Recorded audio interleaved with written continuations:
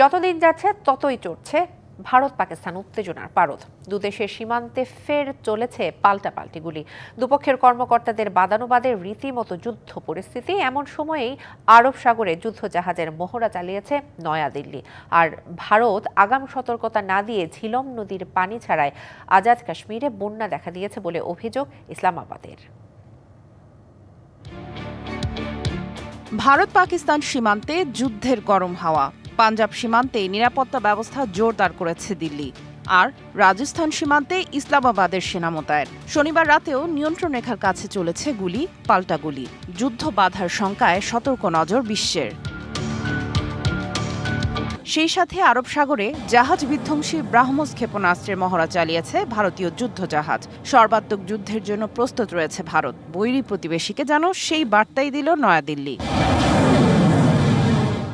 আর সন্ত্রাসবাদের বিরুদ্ধে কড়া জবাব দেওয়ার হুঁশিয়ারি দিয়েছেন ভারতের প্রধানমন্ত্রী নরেন্দ্র মোদী। পেহেলগামের ঘটনায় প্রত্যেক ভারতীয় রক্ত ফুটছে।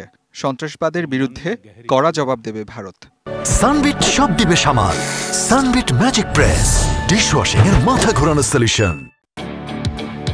বাক যুদ্ধে পিছিয়ে নেই পাকিস্তানও। সিন্ধু নদের পানি বন্ধ হলেই হবে যুদ্ধ।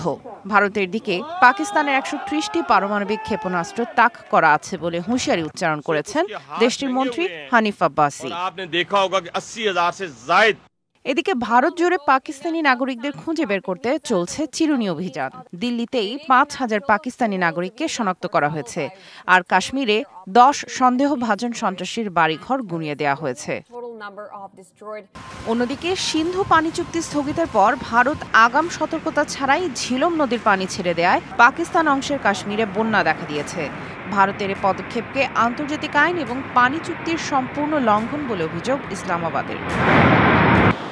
অবশ্য উত্তপ্ত পরিস্থিতির মধ্যে সুর নরম করলেন পাকিস্তান পিপলস পার্টির চেয়ারম্যান বিলাওয়াল ভুট্টো জারদারি। বিরোধ নিষ্পত্তির জন্য নয়াদিল্লি ইসলামাবাদ আলোচনার আহ্বান জানান তিনি। সামিয়া জান্নাহ, ডিবিসি নিউজ ডেস্ক।